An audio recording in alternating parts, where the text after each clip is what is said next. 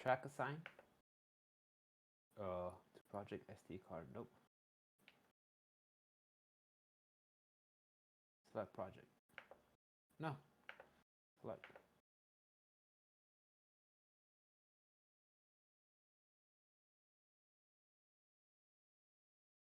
I was about to say, how the fuck is there only one episode on the? I was like, oh yeah, I got a new SD card. No nuts.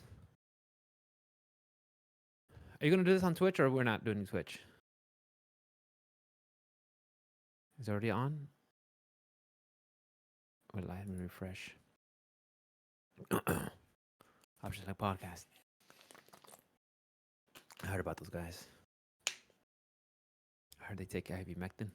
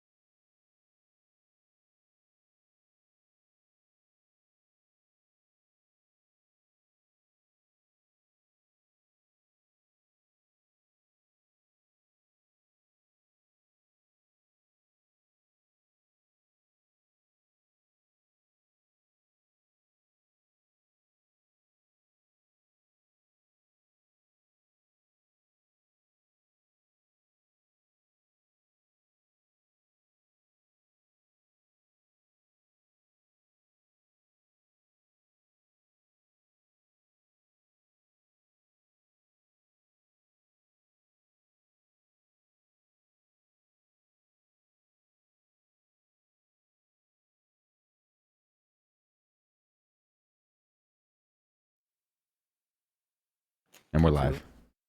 1. That was the longest 3 ever. For real? Okay, I'm gonna make sure I'm not looking at this one too much. Keep it chat. Anyways, guys, welcome to Option Select Podcast. We miss you guys. We really did. Oh yeah. We did plan on having an episode last week, but like me and Ruben both had like life just throw us a curveball right on Friday. So we're kind of like, so I mean, honestly, guys, we would have give you a heads up, but we weren't going to do a show. But like I said, shit happened, and we figured we'll be back next week. So I think that's pretty good for 120 weeks. We just missed out one. Like, come on, guys, not too bad, right? We get canceled. Not for free content, bro. It's not about free content. You guys like it. Y'all come back for more. Even Mom's like, I didn't do a show. Like, nah, you had stuff come up. She's like, okay, so my mom's a fan. So, yeah, this is a podcast where me and Ruben we get together on Friday nights. We talk about video games, what's going on, and a whole bunch of stuff to cover. Because not only are we talking about what happened this week, we're gonna be talking about what happened last week. It's a lot. So we're gonna try to get it in one episode. So it might be a doozy, guys. We might take some breaks in the middle because you know we drink a lot, Yeah. water.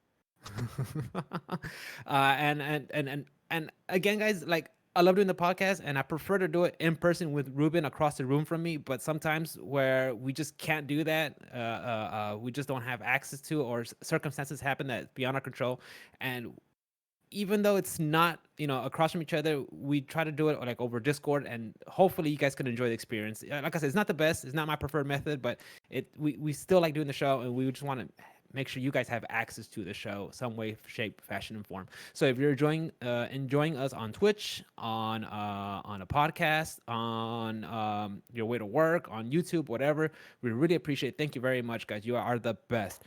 So we start off every episode with "How was your week, Ruben?" And I'm gonna put my phone on silent because I totally forgot. That's all right. I can't hear it.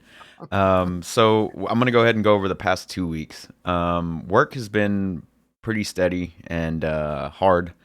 Hard. Today I had to run a double, so I had to run 2 days in one like a boss, and I knocked it out before 1 o'clock.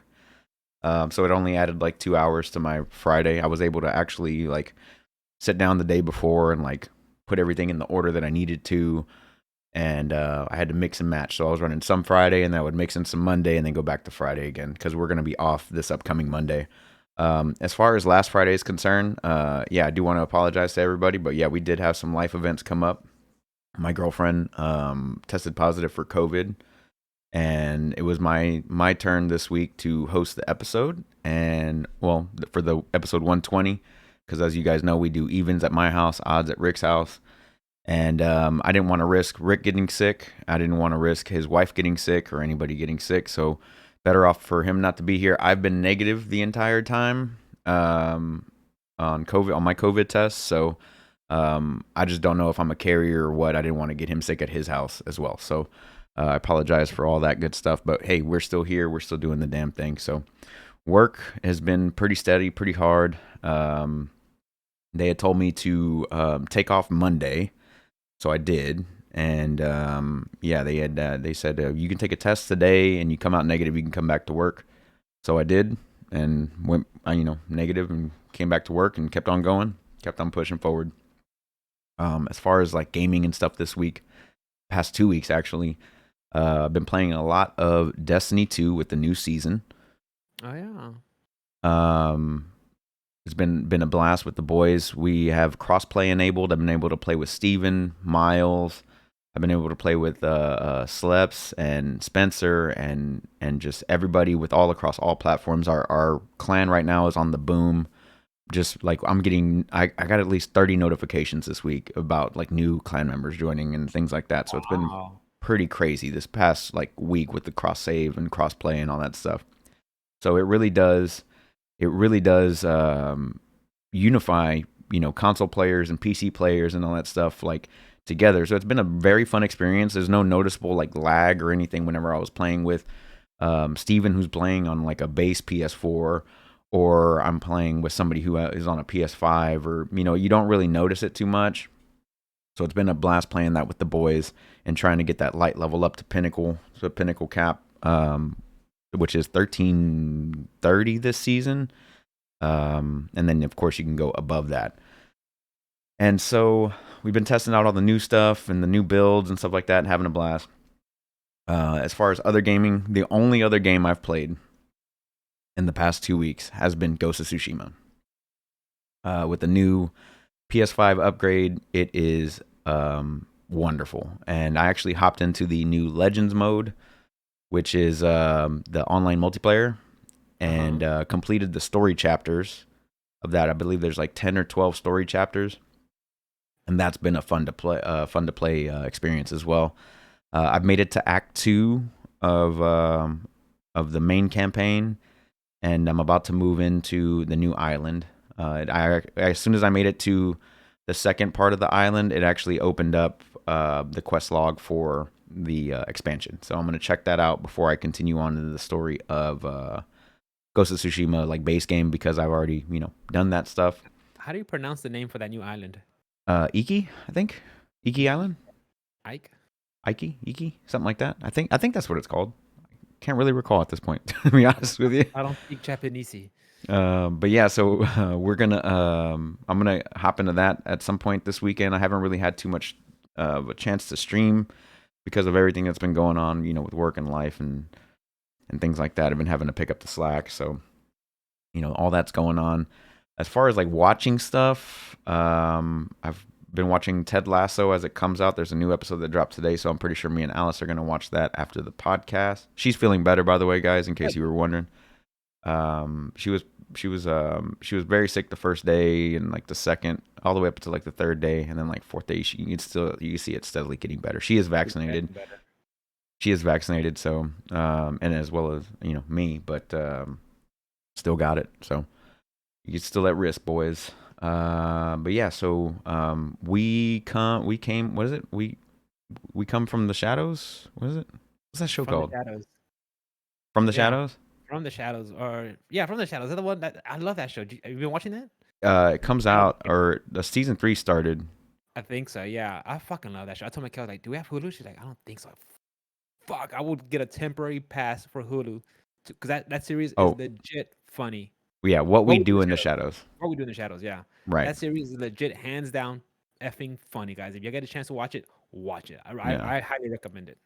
So I want to start that at some point this week because I think it's just going to be like a weekly release off of FX. So FX and Hulu have like this thing where they put out content at the day it comes out.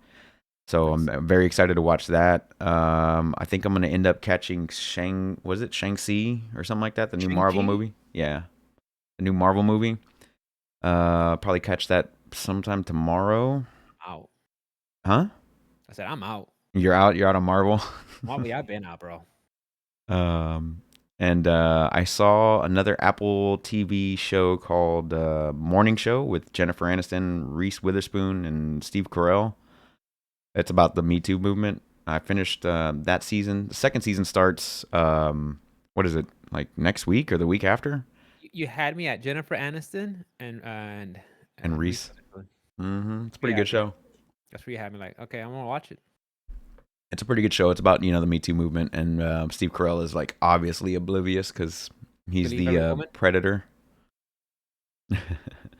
So yeah, a very good show. I'm looking forward to the second season, seeing where it goes. And then next week I got to get through Tuesday through Friday at work, and then I'm on vacation. We fly out Saturday, September 11th, and we're gonna go to New Mexico and go hang out there and Get burnt. see what they got, man. That's what we're gonna end up doing. So that's like basically my 2 weeks in a nutshell. Nothing too crazy happening in my life. I've been pretty much just staying home with Alice while I can, and I'm at work while I can be, and all that good stuff. So other than that, that So, was. Go ahead. so I gotta do a podcast with somebody else next week. Okay. No. I gotta I'm find somebody leaving to start with. Saturday. If only I knew someone that would do the podcast with me. No, I If think you only. know. I think you know a few, but I'll be gone. I'll be leaving Saturday morning, and then I'll be back Friday afternoon. So Friday afternoon, the following Friday. So I'm Two shows I gotta do with by myself. no, not happening. Can't wait. I don't miss shows except for Can't last wait. week. I can't wait. How was your 2 weeks, brother? Um. Well, it was it was difficult. It was difficult because what happened Friday is uh my pet cat, my wife's pet cat, super sick, been sick, and unfortunately we had to make this hard decision of just having to let go, and it was hard. It was really hard, and I just want to say, guys, if you have a pet, make sure you hug them and appreciate and just enjoy the time you have with them because you never know, and it sucks just missing that person, missing that pet because they are a member of your family. They're someone you love, and you don't realize how much it hurts until they're gone. So it was sad, and me and my wife just took that weekend off just to recover and grieve together and mourn together, and we took that Monday off just to relax and unwind, and it sucks, and it's breaking me up inside just thinking about it. But guys, just just be there for your pets because you never know. It sucks. Right. But other than that, though, work was the usual. It was fine. As for playing video games, I've been playing a lot of Dead by Daylight, and I've been enjoying that game. I'm sure you guys might have heard of it before. I think Ruben, you've heard of it before, right? But I've been playing. I picked it up maybe a month or two ago when they had an update when they introduced characters from Resident Evil. So they had Nemesis as the killer, and then as for survivors, you could choose between Leon and Jill Valentine, and I think I saw a Claire Redfield. I don't know if like you have to buy her or they give it to her, but I've seen people play as her, but I haven't seen her on the survivor list. Maybe she might be the one where you have to buy. Like it's one of those games where like it's fun to play, but there is like you want to buy something, here's a premium, buy the premium currency. And the thing is like you could buy skins, and I know a lot of people are like fine with buying skins, but to me it's just like you can't see the skin on there. All you see when you play as a killer, all you see is their arms, as a first person view. So I mean, yeah, it's fine. So I've been playing as Nemesis, and he's pretty cool, but he's slow. And my play style is I want to rush you down, be in your face, and be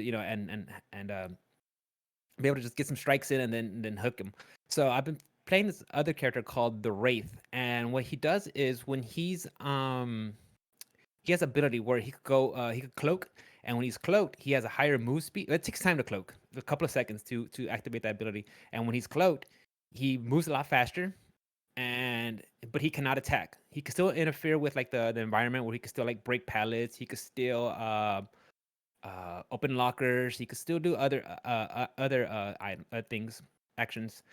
But to break out of your cloak, you actually have to hold the button, and it takes a couple of seconds, and you kind of slow down. So you have to kind of like time when to cloak and uncloak, when to when you're going after your prey.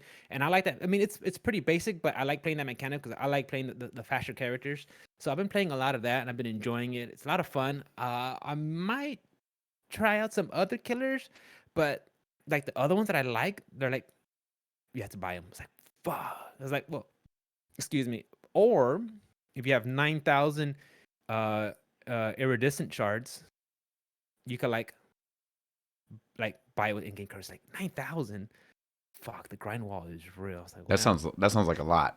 How Like much do you earn like per match I or have no per? idea, bro. I've been playing like I don't know. I have to look at the log how much I got left. But, I mean, I've been playing, but it's like it's cool. But I mean, that they want you.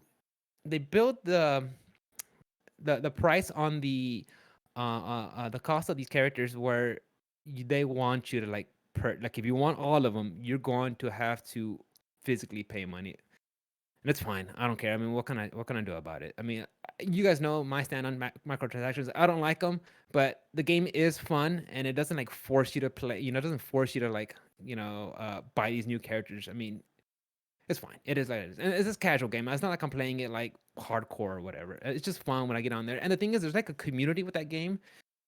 And not only is there a community, and guys, I'm sorry if I told you already about this, but not only is there a community in that game, but there's like sub communities where like all the people like survivors, they'll have their little community and they get together and play together, or killers, and you could talk to other people that are killers and have different strats, which I enjoy a lot. And I just blame playing as killer because you guys probably know when it comes to multiplayer games, I hate having to depend on other people, especially like strangers, because I don't have a dedicated crew to play with.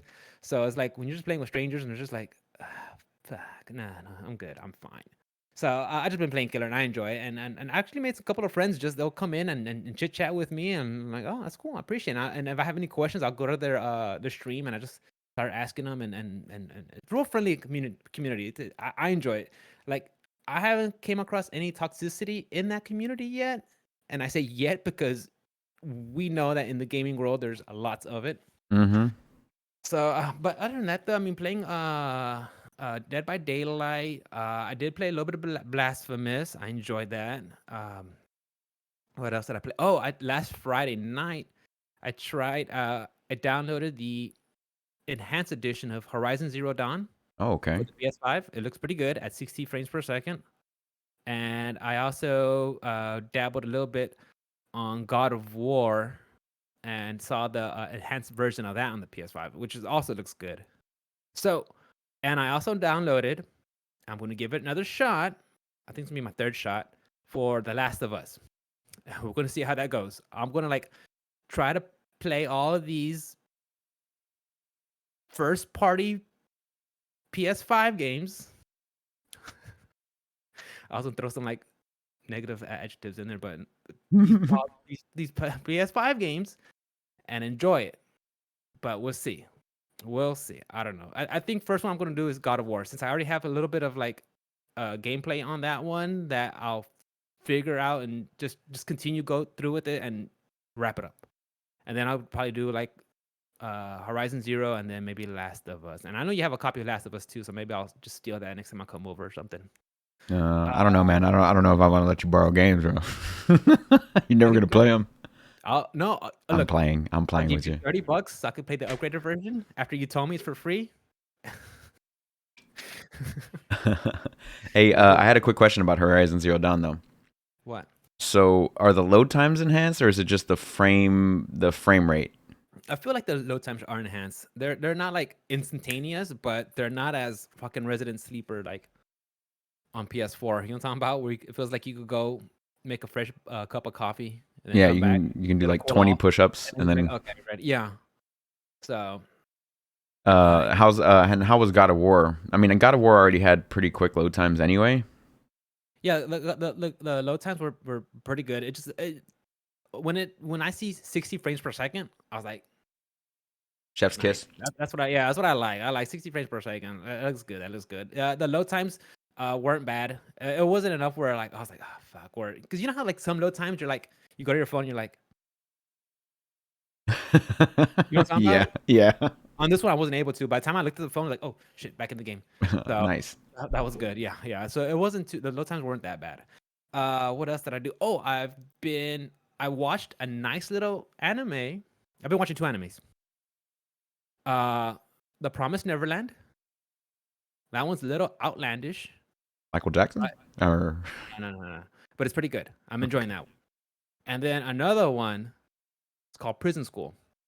So, now that one, it's a coming of age story of five boys trying to survive in an all girls school, and they get into like hijinks and hilarity ensues. So you should guys should check it out.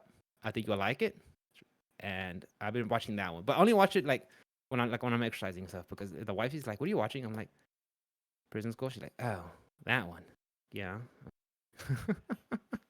What else? the Oh, the and I title itself is just silly. watched some Prison fun School. animation. Yeah, and I finished. I think I forgot to tell you guys. I finished Attack on Titan season 4.5. Nice. So we need the other half of the season. Yeah, because I think they're doing it like how they did with The Walking Dead, where they split the last season in two halves. Yeah. So the last half of Attack on Titan, I think they said in January 2022 is when it's coming out. So Okay. we'll see. That's not bad then. And I've been actually started reading again. I've been reading George Orwell's 1984. That's a good book. Yeah, yeah. I've been reading. I was like, holy shit, this is kind of spooky. Like it's kind of like you see some parallels with what's going on now and when he wrote that book, wrote the book back in what 19 oh I don't know. It was early. It was early, a long time ago. But yeah, you see some similarities there. Like holy shit, it was pretty good. Other than that, though, It was let's written in see. 1949, by the way. 1949. Okay, yeah. And it takes place in 1984. Dur. What else have I been doing? Anything else? Y'all got any house projects y'all been working on, or y'all done with that for right No, now? no, we're done for right now. Yeah, we're on vacation 2 weeks ago, but that's about it. And like I said, work was nothing, not too bad. It's just hot. Mm. Uh, do we want to talk about Gamescom? Yeah, man. I mean, I didn't really see anything that like popped out at me. So give me what you got. Let's get into it. Okay, so guys, here's this Gamescom. This is stuff that I wrote down that I found interesting. It was like a 3-day event. I think it was like Wednesday, Thursday, Friday, or Thursday, Friday, Saturday. It takes place like it usually takes place in Cologne, Belgium, but this time since with the whole COVID going on, I know this year and last year they did it online, which when I get to watch just information on game news and releases and trailers, like I'm for it. I'll watch it. But like I said, I didn't write down everything. I just watched, what wrote down what interested me. So that's right. It was Wednesday, Thursday, Friday. Right off the top, I saw Marvel Midnight Suns. Did you see that one? No, I That didn't. one What was that is one? it's a 2K game from published by 2K Games and developed by Firaxis, the guys who did XCOM. So it's like a tactical RPG, but you're playing with the X Men, well, with the Marvel characters. The Midnight Suns are kind of like do you remember Justice League Dark from DC, like the guys who do like all the supernatural stuff? Mm-hmm. Well, the Midnight Suns is like the equivalent of that, or and vice versa. Where that's the they do more of the magic and superstitious and supernatural stuff. So I saw some gameplay of that. It looked pretty cool, and they got some more information that came out earlier this week. So it looks like it's gonna be like you'll be playing with as in teams of threes, and it'll be kind of like deck building also along the way. So you like I guess as you play, you'll get some cards that give you different actions and stuff, and they said all the microtransactions will be cosmetic only. So take it as it is, guys. Um, I know a lot of people say, if as long as the microtransactions are just cosmetic only and are not pay to win, they're fine. Uh, I mean, you guys know me. I hate microtransactions, but it is what it is. I mean, I can't complain. I don't play strategy RPGs, so I mean, I'll watch it, and it looked like fun. And I've seen some of my online buddies play other XCOM games, and they look like fun. But I mean, I'll just watch how it looks like. So yeah, it says that they have they're gonna have a battle card system, but there are no loot boxes. This is from Marvel Midnight Suns itself. It's Twitter. There's gonna be no loot boxes in Marvel Midnight Suns or related microtransactions to get more cards. Purely Okay. cosmetic skins for purchase that do not affect game balance in any way. So that's a good move on their part. And it's just gonna be for people who like to play the game and just want that special skin for that one character that they enjoy playing. Typical video game stuff. No big The deal. only time I don't like it, and I've talked to Travis about it in depth before, is when they do similar to what like Overwatch does. Oh, Chinese New Year skin only limited available for limited time only. That's when I hate it. I think that's bullshit. I think that's predatory. But again, that's just me. I mean, that's my opinion. If some people are probably totally fine with it, who am I to argue against that? That's Right. just my opinion on that. Okay. I saw they had gameplay for uh, Teenage Mutant Ninja Turtles: Shredder's Revenge. That I'm looked so like awesome. excited. Yeah, you get to So play as excited. they announced that you could play as April O'Neil, which is pretty cool. I saw that. Ubisoft, they had Riders Republic. Back to What Teenage the heck? Mutant Ninja Turtles before you go back to Riders Yeah, Republic. Did they announce a release date for this one I don't. or Well, at time when I wrote this down, I didn't see a release date, so I'm not too sure yet. it says 2022 on the wiki? Wouldn't be surprised. Um, but yeah, that's all I see on it. I didn't know if they had actually done a release date reveal or something I like mean, that. That they would be might cool. have had one since I wrote it down, but yeah, I remember, guys. Like we're like kind of like a week behind, so I'm trying to cram in like news from the week before into this episode, so I might be behind on some stuff. So Heard. it'll be all right. It'll be all right. I saw yeah, Ubisoft's Riders Republic. I was like, what the fuck is this? I'm like, oh, it's like X, X Games Battle Royale. You're Okay. like snowboarding and riding bikes and what's that? Hang gliding and stuff like that. I'm like, oh, What were they okay. showing off for that one? That one's been out since February. They said the beta is now open until August 20. Oh, Oh, because when I wrote that down, it was at the time. But they, I don't know. It just looks. I wouldn't even say interesting. I just saw it. I was like, oh, oh, my bad. That one's got an October 28th release date. It got pushed back from February. I apologize. okay. During the which is fine. During the uh, excuse me, guys. I drank a bang on the way on the while we're preparing. I shouldn't. And I'm gonna be up to like 2 o'clock. Hell yeah. It was just a long day, dude. I was fucking tired.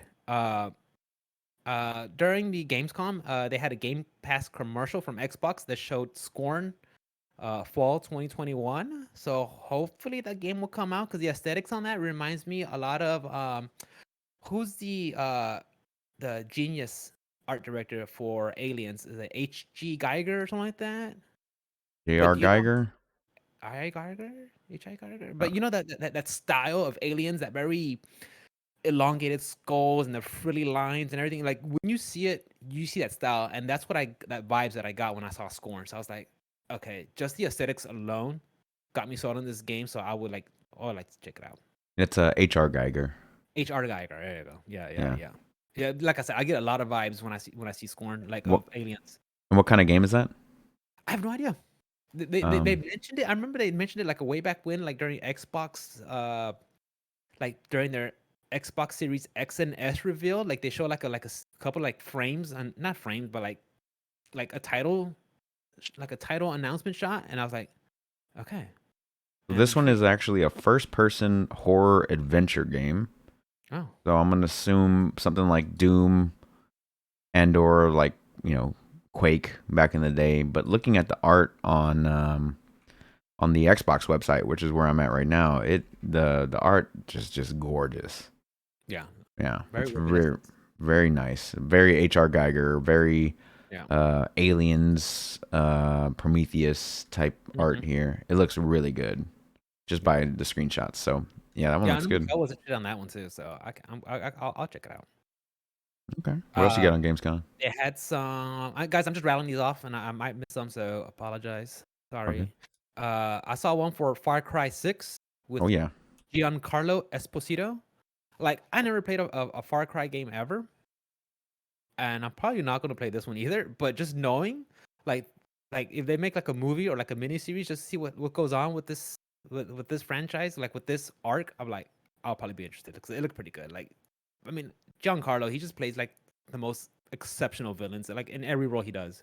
Yeah, So I'll, they did release the specs, like the PC requirements for ultra quality, like tell me, today, bro. 3080s. This is yeah. So it's you need a i7 9700. This is for 4K 30 FPS, not 60 FPS, 30 FPS. Okay, You need an Intel Core i7 9700 or a 3700 Ryzen 7, which you have. But you also need a Radeon RX 6800 or an RTX 3080, which is insane. 10 200. gigabytes of RAM on your graphics card. You need 16 gigabytes of RAM on your CPU, at least 60 gigabytes of storage, and Windows 10 64-bit. So those are pretty steep. Yeah, like really really steep for 4K performance. Again, I don't know how many people actually play in 4K, but 1080, 60 is fine with me. So, I mean, if you guys are fans of the 4K, I mean, knock yourselves out if you could play it. But I'm honestly, if it's as long as it's just 1080, 60 frames, I I'm mean, you're pretty good for 60 FPS ultra at 1440 with your setup that you have right now. I don't have Uh, any you, 4K monitors. no, 1440p, so 1.5K or 2.5K. You would be fine at 1440p, so that means that you could handle it at 1080p no problem for your Mm, PC. perfect. But if you want ray tracing, if you want all the bells and whistles, you're gonna need some pretty beefy specs. Yeah, I like if I don't know. I guess that goes to individual people. Some people love it. I could be fine without it. Guerrilla Games Horizon Forbidden West announcements. Sony news in Gamescom February.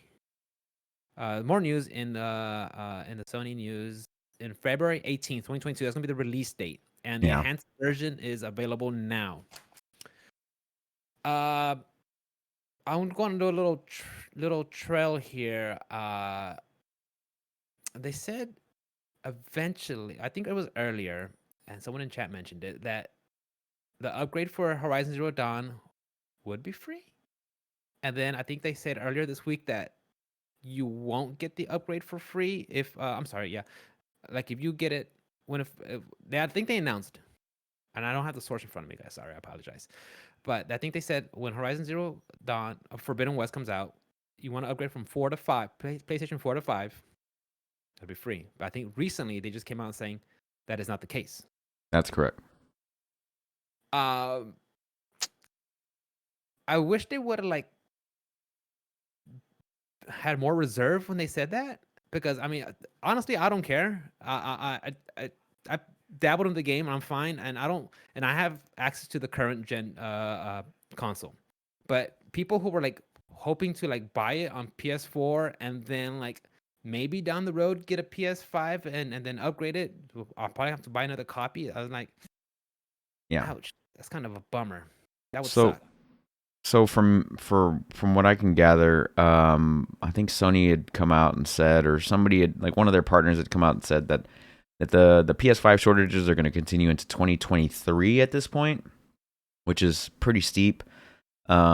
And also that Forbidden West, was supposed to be a 2021 title that was announced back last year during their little PlayStation press conference whenever they first showed off the game, I believe back in October, November, or something like that.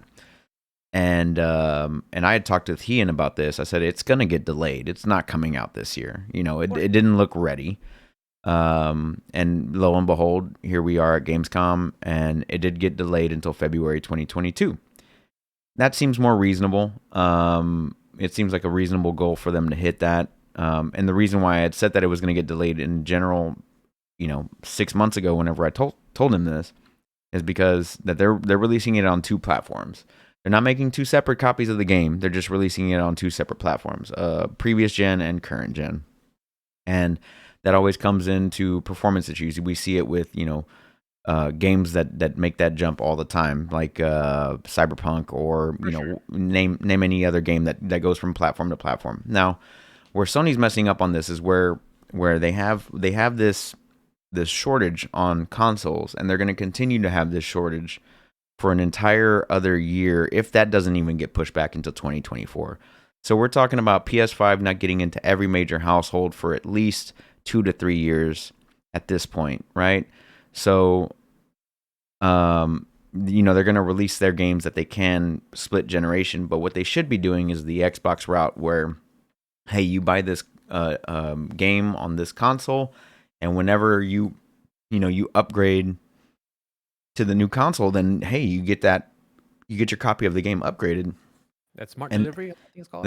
the smart delivery system, and that would be really, really, advantageous for them, because more people would buy that game if they knew that, hey, we're going to get that free upgrade. It gives me more incentive to, buy the PS5 if I only owned a PS4 at this point.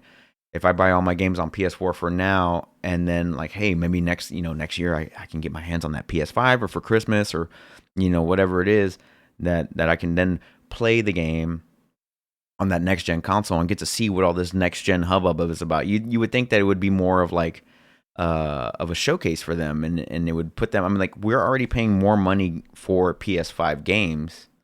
We're paying $10 more for PS5 games than we are for Xbox games, and they're charging that premium. And I get it, but they're still charging that premium, but they're not giving you the avenue to get to that premium product. So now, not only do you have, I mean, you have to buy the what was it, the enhanced edition for The PS4. Super deluxe one, I think, and it's a digital copy. And then I think that one, I want to say I saw on Twitter, that's the one that will give you the upgrade if you get it on PlayStation 4 to PlayStation 5. I think I could be wrong. I could be wrong, but I think I saw something like that, where if you get the expensive collector's ultimate edition, where you'll get like an Aloy statue, a steel book, a mini art book, a statue of one of the enemies that's in there. What else? I'm sure like maybe the soundtrack or something, and like a wallpaper or something. And I think I saw someone say like, yeah, that's how you'll get an upgrade if you get it from Ford. If you get the deluxe ultimate edition, when you pre-order it from Ford, and when you upgrade to PlayStation 5. I think I could be wrong. I don't know, but I was just like, oh, interesting. Yeah, Of course, I don't. Go ahead. if you buy the digital deluxe edition, you get Forbidden West on PS4 and PS5. You get your soundtrack, art book, comic book, Statues, figures, Karja Behemoth Elite items. some Uh, skins, ink. yeah, some Nora Thunder Elite items, Machine Strike piece, in-game resources pack. Which, what, why? And you get photo mode unlocks. That's your digital deluxe edition, for $80. That's how much it's going for. Which is At this point, every game should have photo mode. no. the game has photo mode, but this one, the digital deluxe edition, has photo mode unlocks. Like different filters and shit. Yeah, I'm guessing like filters and frames and bullshit like that. Like I have no idea. I wouldn't mind seeing Aloy in a Sephora filter. Just saying. Okay. Back to me. No. I'm The fucking girl that actually plays Aloy, she's in that show. God dang it, what's it called?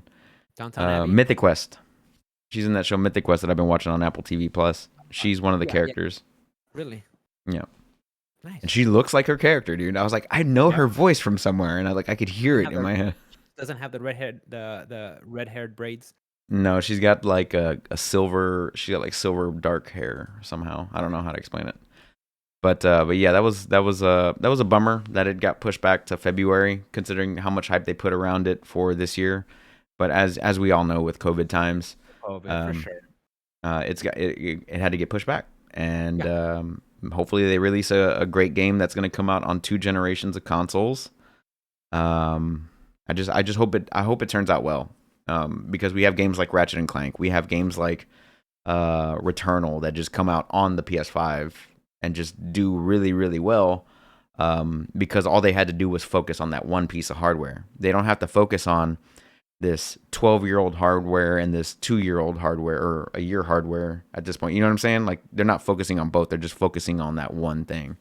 So I just hope it turns out well, is all I'm saying. What didn't they say, like, Horizon Forbidden West was gonna like really utilize, the SSD and all the technology that the PS5 has to offer. I mean, doesn't that, when they scale it back for previous gen, doesn't that kind of like to take away from that? Where I mean, it feels like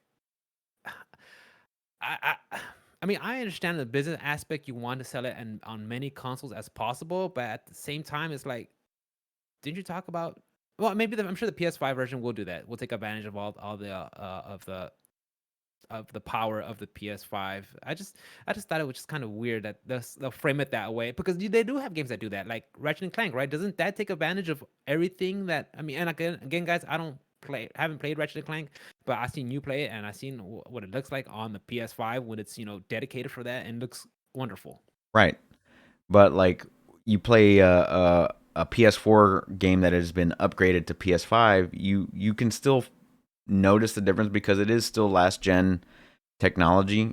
You know what I mean? Like, they had to limit it to a certain scope, or they had to limit the amount of characters on screen, or foliage, or whatever it is that they had to limit. There's something that they had to limit to get it onto PS4. Yeah. And I'm assuming it's going to be like 30 FPS capped on Forbidden West on PS4, like For sure. like maxed out, at like some stupid resolution, probably like 900p or 1200p, somewhere around there.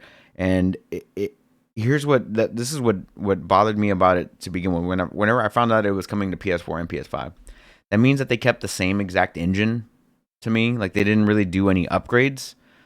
And that's what really bothered me about it. Is like, you're touting this one off in your PS5 press conference as it being a PS5 game, and you're releasing it on the previous gen, which means it has to work on the previous gen, which means, you have your reduced draw distance, you have your reduced particle effects, your reduced frame rate, your reduced resolution, and all that stuff for it to run there.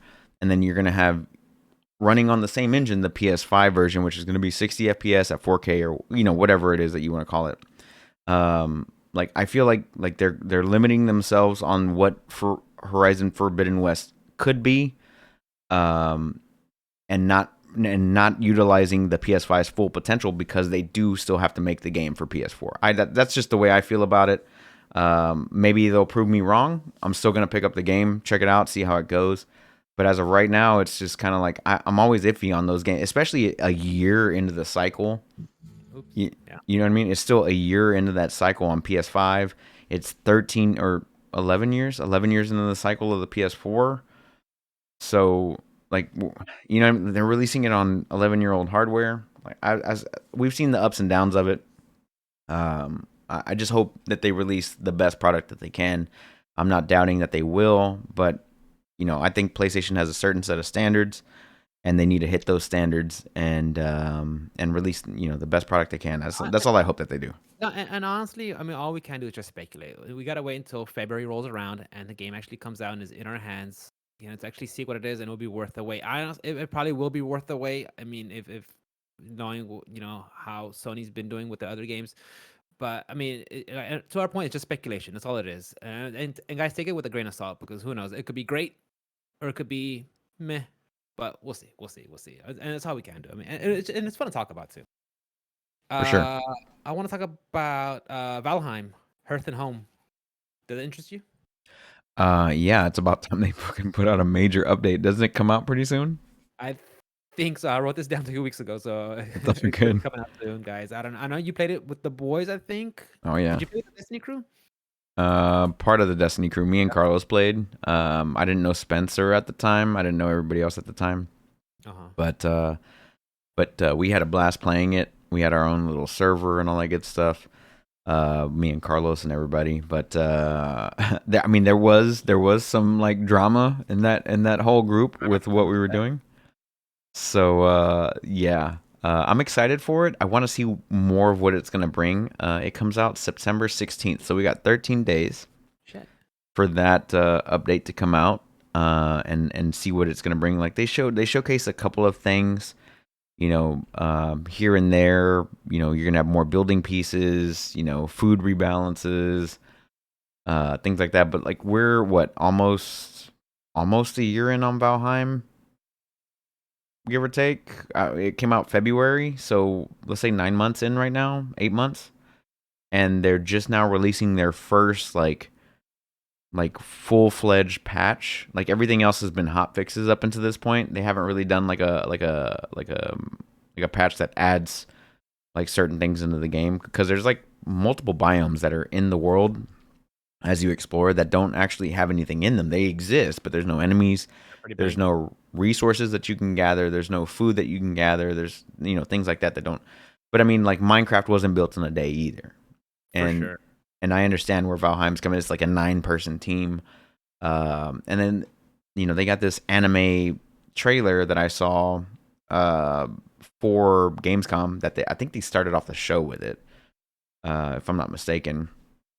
So like they started off this show with an animated trailer of like people like sitting around a hearth and like at a feast and they're drinking and they're eating Saw that one, food, yeah.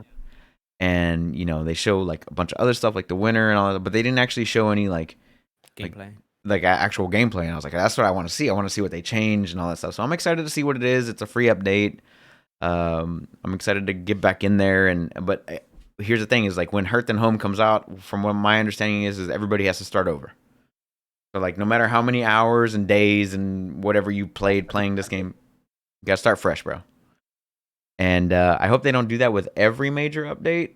But I understand that they gotta fix things and take things away and add new things and all that stuff. So Rebalance items and shit. right. So I just hope that they do it well, and I trust them because the game when it initially released, it gave me I don't know how many hours, like 300-400 hours when it originally Wow. released, and plus we were under quarantine at the time too. So I'm excited. I'm very excited to see what it has to offer for sure. Yeah, honestly, I mean, as long as you take your time with it, don't rush. Don't be putting out dates and deadlines when you're not ready for, because we know what that leads to. Mm-hmm. Delays. Delays. We saw something for, I think the last announcement they had was Death Stranding, director's cut. So it's gonna be available on the 24th of this month. And just looking at this new trailer that I saw, I definitely got Metal Gear Solid, Metal Gear 5 vibes off that, especially like with the mission, like sneaking around. Like, do you ever play? It's the one on PS1. It was like just Metal Gear Solid VR missions, Yes, I love where that. all it was just VR missions. And I was almost when I was younger, I was gonna buy it, but then I was like, okay, I wonder what more stories on here. And my friends like, nah, dude, it's just VR missions. Like kind of like when you first start the game, you know how like there's like 30 like trials just to like give you the basics of the game, like how to knock and distract a soldier and go around and how to crawl and do all that stuff. Like I got a lot of those vibes just watching this. I was like, well, it's Kojima, so it's not surprising to see that in this game. And I think Mikkel's excited to play, and definitely like I'll be watching her play. Maybe I'll pick it up for myself. I don't know, because like I said, even though I wasn't like I enjoyed the game and I had kind of like mixed thoughts on everything about it. I did enjoy it, and I think this director's cut I would play it again. Maybe not to the full extent like my wife did, because I know she had a blast and went back and did everybody's mission. I mean, so definitely I would see, if when my wife gets it, I will watch it over her shoulder and just like backseat game and get to look at it, because the new features that they added, new items that they added, it does look pretty cool. So we'll see. So it's coming up in the 24th. So can't wait. Did they announce how that was like the pay structure on that? Like, do you have to buy the game outright again? Is it like a $10 upgrade? I think we covered it a couple of weeks ago. I forgot. To tell you the truth, I have to look it Let me up. find out for you real Yeah, quick. you find out and look it up. But yeah, like I said, just looking at it, I got a lot of just VR mission vibes off of it. Kind of being like sneaky and stealthy, and even though like they give you like new weapons too, and like uh kind of like what is it, like a shooting range, or like a little like an obstacle course with it. You could try them out and stuff like that. And they got So the racetracks. race, yeah, they got a whole bunch of stuff. So I mean, I think it's awesome. I think it's cool that they're still adding to that game, and I'm glad like Kojima just didn't like move on from the game, and actually just sat down and like, hey, there's more stuff I want to add to it. So the upgrade's $10. Okay. And the PlayStation 5 features are enhanced environment effects with the DualSense wireless controller's haptic feedback. You get closer to this is straight from PlayStation blog, by the way. Get closer to the world of Death Stranding with bespoke adaptive trigger resistance. You hear sound effects come to life in the 3D audio. You get into action quickly with the PS5 ultra fast SSD and near instant load times. You get to choose 2 picture modes: performance mode with scaled 4K and up to 60 FPS fidelity, or native 4K, both with HDR support. So you can enjoy stunningly clear graphics and advanced texture streaming. Now, here's the one that gets me. They have a new feature here. Death Stranding's Director's Cut offers a widescreen mode for ultra-wide play experience, using the console's standard 16 by 9 aspect ratio to display letterbox gameplay equivalent to 21 by 9 aspect ratio. So, yeah, they're adding a 21 by 9 ultra wide support for Death Stranding Director's Cut. That's like That's the monitor used right now, right? exactly. Yeah. That's But pretty good. I already have widescreen mode on PC version. But then, of course, you get all the other stuff, the racing, their new missions and stuff Yeah, like I that. wonder if they're gonna bring some of those upgrades to the Steam version also. No, not from what they've said so Really? far. It might take a year, like Death Stranding did, or 6 months or whatever it is. But I do want to. The game originally released in November, and then the PC version came out that June or July, I think. Right. Hmm. And I want to piggyback off of a couple things here that Go. you. So we're talking about Death Stranding and Hideo Kojima. Norman Reedus recently had said that Death Stranding 2 is in negotiations at this point. I Really? don't know if you saw that. Yeah, I think I saw the tweet somewhere. I forgot where exactly, but I saw it. So that would be kind of cool to see how they continue the story. Hopefully, we'll report to you guys more as the story develops. And also, a little side Hold on. note. So for Death Stranding 2, if that is true and that does happen, I hope it's Kojima still at the helm and not him just like as an overseer slash like executive producer. You know what I'm talking about? Where he just kind of like calls in and checks on it and like, okay, yeah, fine, okay, no problem. You know what I'm Right. talking about? I hope he's still hands on with it. As kooky and off the wall he is sometimes. I want to make sure like this is his work that's coming to the game. Exactly. And another thing, since we were talking about Metal Gear Solid, VR and all that stuff that came out on PlayStation 1, Metal Gear Solid 1 and 2 are on PC on a gaming service called GOG. And GOG took it upon themselves to update Metal Gear Solid 1 and 2 to receive full-on controller support. So if you've been looking to play those games on your PC and you don't have your PlayStation 1 or 2 anymore, and you Or don't, first gen PlayStation 3. or a first gen PlayStation 3, Those can play. and Those will be backwards or compatible. and or a GameCube to play Twin Snakes, uh, You're fine. You're fine if you don't have a GameCube. you can buy MGS 1 and 2. I think they're $7 a piece on GOG.com. And they have full on controller support now with mod support, as a matter of fact. Oh, And that came out, I don't remember when I wrote this note down. I didn't put a date next to it, but I believe it was last week whenever I put that down. So, yeah, GOG took it upon themselves to update the PC release for MGS1 and MGS2. And I kind of I want to. think also piggybacking on that piggyback, Metal Oh, Gear Solid 5 Phantom Pain released 6 years ago today, September 1st. Well, not today, oh, today, but when I wrote it down. But yeah, on September. It's been 6 years. I'm like, is it? Jesus Christ. Oh, man. I low Still key kind haven't of hate beat it. myself for not beating it. Yeah. I mean, I see the ending. I was like, fuck, I should have beat it. I need to One day I'll actually come beat that back to it, I game. promise. Yeah, one day I'll come back and finish it. Like I got sidetracked. I was like started building mother base and got some blueprints to like start building some other weapons, and then I kind of like burned myself out and fuck, should have finished it. Yeah, it happens. What else you got, Papa? One of my favorite games that I've been enjoying, Blasphemous. It's getting free DLC available December 9th. Wounds of Eventide. And they tweeted out that they'll be having a sequel in 2023. So if you like the whole, so it has all my favorite buzzwords: Souls like, Metroidvania, pixelated art stuff. Play Blasphemous. If you like Symphony of the Night, you'll like Blasphemous. If you like Ritual of the Night, play Blasphemous. I like it. The art style is so dark. It's based off of like Spanish, conquistador, Española, history and lore and stuff like that. And it's just really dark and twisted.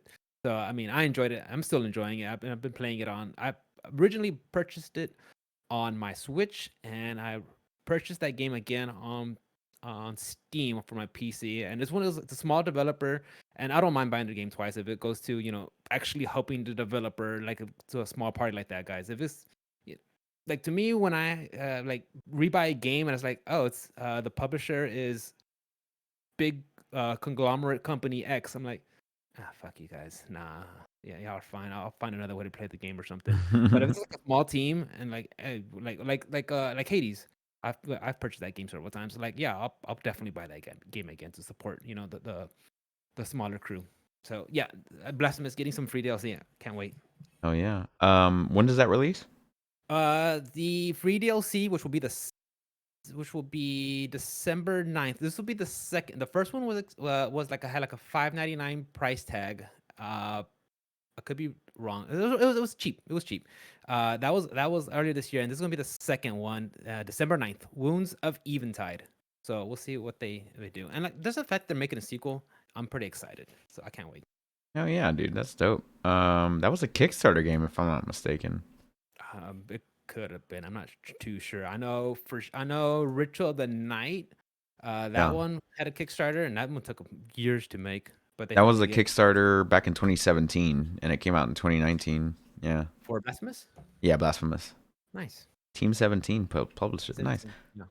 And Alright. Kitchen Sink or something like that developed it or something like that. I forgot. The Game Kitchen, Game Kitchen, yeah. Kitchen right? Sink. That's Joe Rogan. There's a kitchen sink at it, bro. Right Give, through it. give me that horse dewormer, bro. For real. Everything.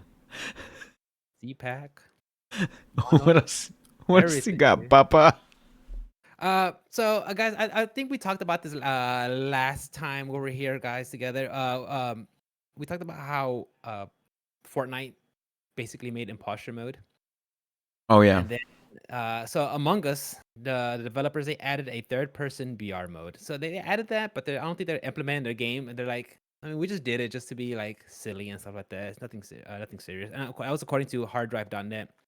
So, but I was reading an article about that, and I just want to read you a quote, guys, from one of the guys, from Eric Williamson. He says, "I don't get it. Rip off. We're just doing, the video game thing, where you look at what's popular and then recreate it.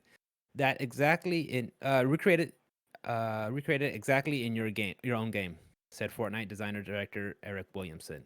Is that not are people mad at us about doing PUBG but colorful? They know he stole that from a different DayZ mod, right? I thought Among Us was just Mafia in space. Hold Okay. on. Are we supposed to come up with our own game mods? Because if so, fuck.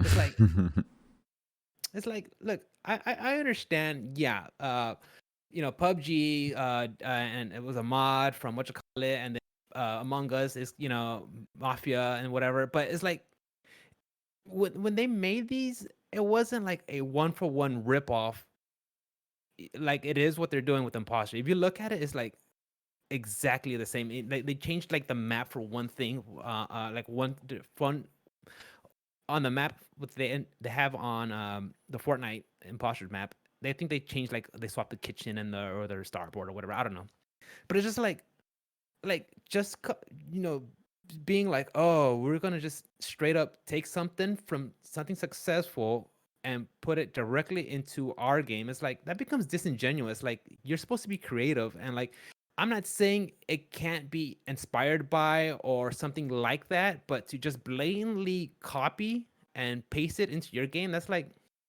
can you try a little? A little? I don't know. To me, that kind of irks me. Yeah, like It's just. Call of Duty just showed off their new game mode, which was Champions Hill, I believe. Mhm. So it's like seven. It's an odd number teams of two. I can't recall, and it has a buy phase like Counter Strike. So everybody's in the center, and you buy your thing, and then it teleports you to a map where you go 2v2, and then it gets consolidated down until you have a winner, like a tournament style. Mhm. That mode looks kind of cool, but it's very niche. I think Seen it like before. not everybody's gonna play it. They already had 2v2s in Warzone and I mean Modern Warfare or whatever. I forget what they were called, but like you would have a specific loadout. You would go in and fight another Right. team Yeah. of two, knock them Uh-huh. out, and then you would have it would be rounds or something like that. So, they're coming up with their own style of CS:GO 2v2 competition. Not something that I've like seen specifically like that style, but hey, they took some ideas from here and then some ideas that they already had, and they kind of threw it together. One thing that I don't like that I noticed is like it is a odd number of teams, and so like you could be in the first round and buy, and then get teleported, but there would be an odd man out, an odd team out, and they would be buying again after they had already spent all their money that they started with or whatever. So I think they need to work on that. I think it needs to be an even number of teams. But who knows? I'd like to see more about what that game mode's going to entail. Maybe they'll flesh it out a little bit more with Vanguard that comes out in 2 months. I don't Doesn't, know. yeah, right. But going back to the whole, import like getting ideas from other games and putting, like, don't get me wrong, there's some ideas in this podcast that I got from other ideas and I kind of put them in here, and I didn't verbatim call it, like what they call it or whatever. Like the NPD reports, that's from like the Easy Alex podcast. I think that's cool, and that's something to talk about, and I would like to implement it. And it's not like it's like their idea. NPD is a company on their own, that the National Purchase Diary, where you can get the information and just bring it in. And I like to bring it in. After a while, I just stop bringing it in because it's like, okay, it's cool. We know what the bestsellers are. It's Call of Duty, Mario Probably. Kart, Grand Theft Auto, Yeah. Mortal Speak. Kombat's probably in there. Speaking of Fortnite, they added Mike Lowry from Bad Boys. They Uh, added Will Smith's character from a mid 1990s did they? movie into the game for Good for some them. reason. At this point, doesn't I'm not surprised whatever they bring into Fortnite. Yeah, so like this week they added Shang-Chi because the movie's coming Of out, course. Oh, but also they're they gonna added move Mike on. Lowry for why? Like why though? I don't know. Like I don't know. I mean, I I'll be 100% with you guys. I played like one round of Fortnite when it came out on the Switch. Call me a fucking boomer because I don't know what's going on. I know it's a BR, but like I was like, what the fuck is this? Of course, it could have been a problem playing it on fucking Switch, but I was like, that's it. This is the game. Yep. I'm good. I'm good. I mean, don't get me wrong. I've had very limited experiences with BRs. One of the times I did try getting into it was the Black Ops Blackout one. I'm all like, getting items, hiding, killing, getting around, and then you died. Like that's it. I'm dead already. All this action I did and stealthing and I guess some people really enjoy it and it's a drive for some people to play. But me, I was like, I, fuck. Okay, That's what whatever. that's what I enjoyed so much about DayZ back when it first came out. I mean, I put 1,000+ hours into that game with Carlos and Gristle and Aaron and Ish and everybody that we played with Miles. back in the day. Miles wasn't in this. I didn't know Miles at the time. I was living in Dallas at this time, and we put, I mean, thousands of hours into this game, man. And it was just so fun because, like, yeah, you spawn on the coast of this giant landmass, and then you try to find each other using Ventrilo at the time, because Discord didn't exist. And you would try and read Russian signs and get together and find stuff on the way, like food or resources and things like that, and kind of like work your way towards the middle. There was no ring or anything like that. It wasn't really a battle royale, but like once you died, you started over with nothing. You could make a campsite, put all your loot in one spot, log out, and then log in, the next day or whatever, and then you would still have all your stuff. But once somebody killed you with friendly fire, by the way, I mean, you could be running in the woods and your buddy wouldn't know you were there and shoot you, and then you're done. Like, it's over. And I miss that. Like, there hasn't been a gameplay experience that I've had since then that feels like that game, except for Escape from Tarkov. Tarkov is very, very much so that game, but like I don't have anybody to play with, so I'm not gonna go in by myself and go and try and loot around and Don't stuff. you have your own like they have to go play through their servers and stuff? Yeah, you got to go through their servers. Yeah. Whereas like DayZ was all, whatever public servers were available or your own server, that you would make, things like that. Like, it was just a fun experience at the time, and then all these things came from it.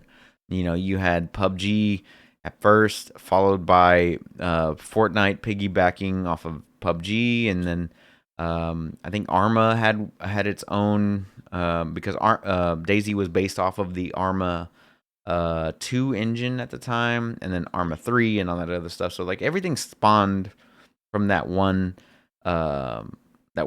mod of a game that came out so long ago, and it was just a blast to play back in the day, man. And I kind of missed that experience. And like, basically, what these battle royales was just a consolidated version of that experience. It was like like we could go for days, like weeks, without dying, and like having full tack gear with night vision goggles, because at night in that game, which is different from any other game I've ever played, in DayZ, whenever it was nighttime It was and you night. don't have a light or a glow stick or a flashlight, anything like that, or the moon was out above you, you can't see jack shit. And you did not want to play at night if you didn't have those things. And if you Was there character skins back then no, no, in that no game? character skins, no. Not But if crossover, multiverse, you couldn't play as a Joker. nah, you couldn't do that. But if you Shit. had night vision goggles and you started, going and hunting people down, and like you had night vision goggles and you could see their flashlight at night, and you're like, oh, we're gonna get these motherfuckers, bro. We're gonna hunt them down and kill them. But like, Yeah. if you ran too hard, if you ran too hard, you started breathing hard, they could hear you, so you would have to like slowly creep up on them like you were hunting them down. Dude, it was so much fun. And I miss that experience, man. Like, I really do. I miss playing with my people back in, what was it, 2010, 2011 or so, something like that. That was so much fun, man. But Yeah, but I mean, honestly, I think Fortnite's just the fucking. nothing compares to that back in the, yeah, you're trying to chase that purple dragon at this point. Like, it's never gonna happen ever Well, yeah, again. Fortnite just feels like we're gonna grab skins and then put in our game. Like what? Yeah, it's Okay, definitely. whatever. I don't care. It's definitely not for me. You guys, if you guys been listening to this podcast at any time, y'all know that when battle royales Facts. and Fortnite, I am fucking 100% out of the room. Like I'll just my eyes will glaze over and be like, Souls? Wanna play a Souls Souls game? game? Yeah. Hmm. Elden Some Ring? You Elden say Ring? Elden Can't wait. Ring? Can't wait. So we talked about it a couple of weeks ago about how we brought up the question like how does Xbox uh, uh pay different developers when it comes to Game Pass and how that works and stuff like that. And honestly, I would think I was playing something. I was streaming. I think Mikkel just came up to me and she looked it up how it works out. So I was like, I was streaming, so I didn't get all the information, but I was like, well, send me to the website where you found it. And sure enough, I went to go look at that website. Um, and it was on PCGamer.com, and it says Xbox chief reveals more about how developers earn money through Game Pass. That article was back out in November 25th, 2020. So that information's been out there. It's just we've been shitty Negligent. journalists, video game journalists. Okay, I'll use that quote very loosely, guys. I don't have a fucking degree at all. So that article's been out, but Phil Spence, he says, Phil Spencer, he says that our deals are, I'll say, all over the place. That sounds unmanageable, but it's really based on the developer's need.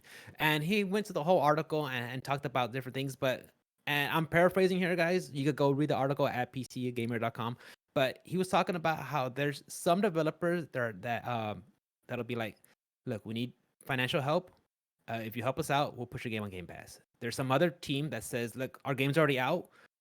If you want to give us a cut, we'll let you have our game on there. Or there's some other developers who say just different reasons, and so I guess it comes down to each developer and development team and the negotiations that they have with Xbox to put it out on Game Pass. So it really just varies from developer to developer. Because I know we talked about it, and we're like, how does it work out? But it turns out it's just depending on what the developer and the deal that they strike with Microsoft. That's just what happens. So I was like, if you think about it, it makes sense. Some people just need the money, and maybe Xbox is there, like, okay, we'll help you out, but we want, on Game Pass on day one when it comes out, or for the X amount of allotted time that we want it there. So I Right. thought that was interesting, and it just kind of shed some light, and which is good because, like I said, I've always been curious about how that actually worked out. As for the specific numbers, they didn't, they didn't talk about it too much in detail. They just kind of glaze over it with what Phil Spencer said. So Okay. I thought that was interesting. So you guys take that as it is. Oh yeah. Uh want to go into Speaking of tell me. Microsoft, Dígame. Dime. Halo Infinite now has a release date of December 8th.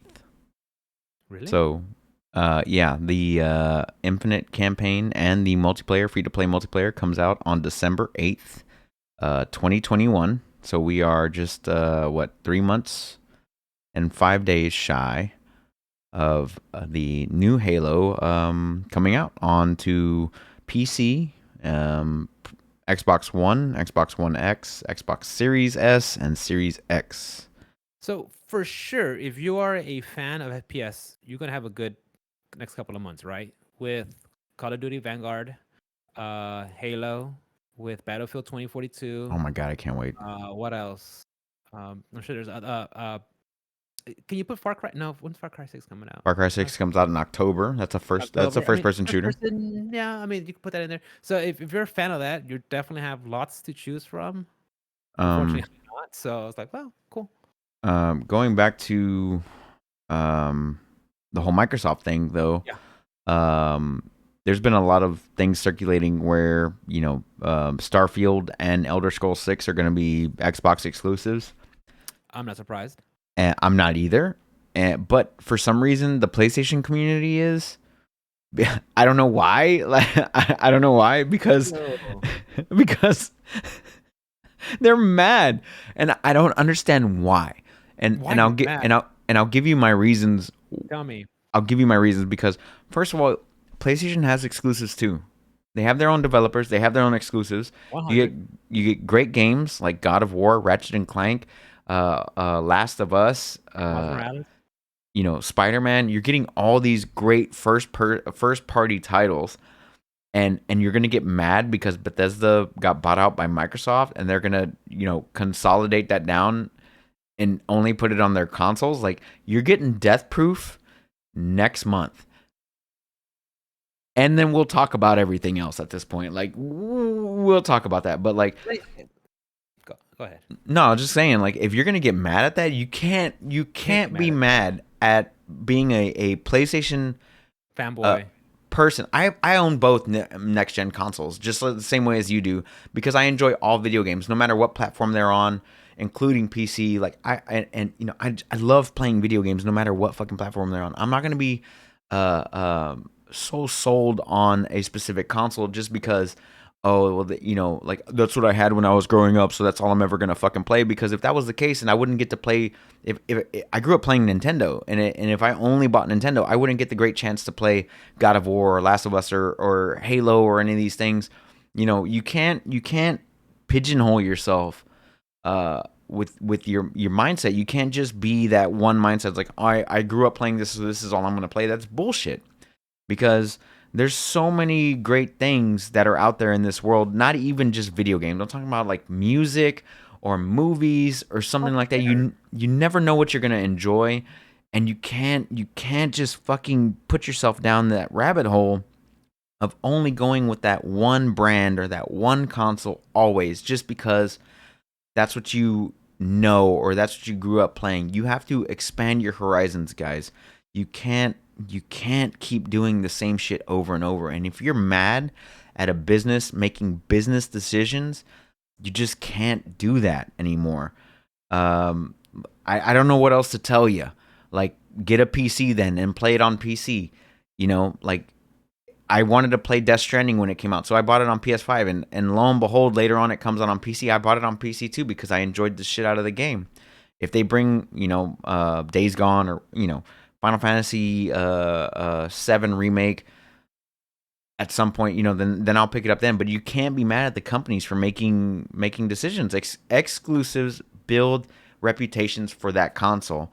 And hey, if you love Elder Scrolls that much, then you better go out there and get you a fucking Xbox console or a PC that can handle it at this point, because it's not coming to PlayStation, guys. I don't know what else to tell you. You can't be mad. If you want to go see Shang-Chi in the fucking, if you want to see it, it ain't coming out on Disney Plus Premium. You got to go see it in the movie theaters, boys. That's what you got to But go do. let's it's not an accident here. Okay. Microsoft purchased Bethesda Smart. so they can have their flagship games exclusive to their consoles. I mean, they didn't buy it to say, "Oh, we're gonna like let everybody, get this game." No, they did. They got Bethesda's big games, their Elder Scrolls and their freaking was it Battlefield? No, Dishonored, Elder Scrolls, Fallout. Elder Elder Scrolls and the Fall. I mean, they got they purchased them so people could draw them into their consoles for sure. It's not an accident they did that. Of And the course. people who are the loudest that are upset about it are hands down the PlayStation fanboys. Those fuckers are 100% the loudest ones on Twitter, dude. When I go on Twitter and I look at when they talk about an exclusive that Xbox has or something like that, it's always the PlayStation fanboys, I should say, that are the fucking loudest because they'll go in there and they'll literally have like God of War as the God of War Kratos as their profile picture. In their bio, they'll have like PlayStation enthusiast, whatever streamer, like all straight up, and like their tag, their handle will be like another like PlayStation like antagonist, and then they'll go into Xbox and just start talking shit. I'm like, bro, Can't. like, how can you have an honest, non-biased opinion when all your background is fucking PlayStation? It's like we know what you like. You're being disingenuous, 100%. Okay, so they'll go in there and start talking shit and put my dog down because I'm getting triggered. And so they'll go in there and just being like worked up and getting mad. I'm like, look, what are you mad about, dude? Well, they shouldn't have Bethesda games. They should be allowed for everybody because those games have always been for every generation. Yeah, well, that was then. This is now. This is business. They purchased them. What are you gonna do? Yeah, Like, and you don't real? Like, hear what are you mad about?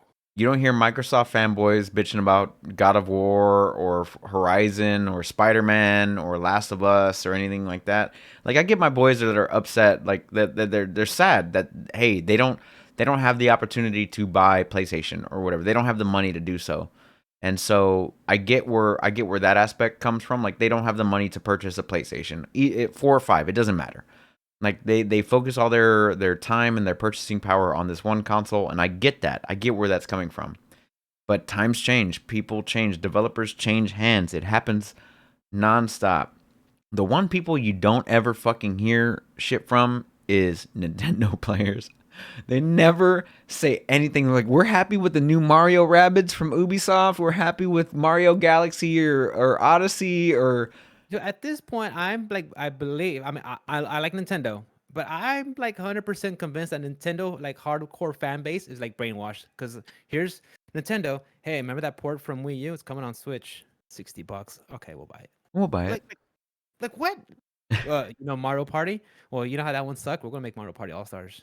All $60. Stars. Okay. Like at this point, like I'm honestly convinced, like hardcore Nintendo fans, like you guys are brainwashed, bro. Y'all, But y'all paying that Nintendo tax. 100. they're paying the Nintendo tax for sure. But they're definitely not. They're not complaining. Oh, we're not getting Horizon Forbidden West on fucking Switch, Yeah, they don't dude. care. They love Breath of the Wild and they're fine with that. They're just waiting for Breath of the Wild too. No, it's ridiculous, dude. It's kind of like that meme where it shows like that crying face. Like, why does Bethesda have exclusive? Why is it exclusive to Microsoft? And it shows like the cool guy, like video games go burr. You know what I'm talking about? Like, who gives a shit, bro?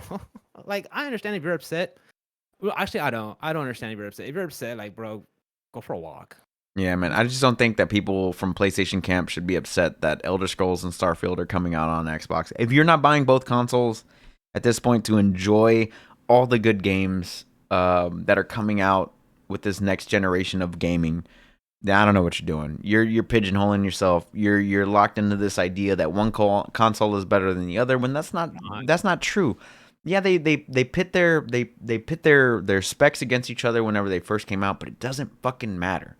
As long as as long as the gameplay is engaging and the game is fun, we will buy that game. Like it could be the hardest hitting emotional shit that you ever seen in your fucking life, and we will buy that game because we enjoy the story. We enjoy the process of going through this emotional roller coaster with the developers. They wanted us to experience it a certain way, and that's the way that we're going to experience it.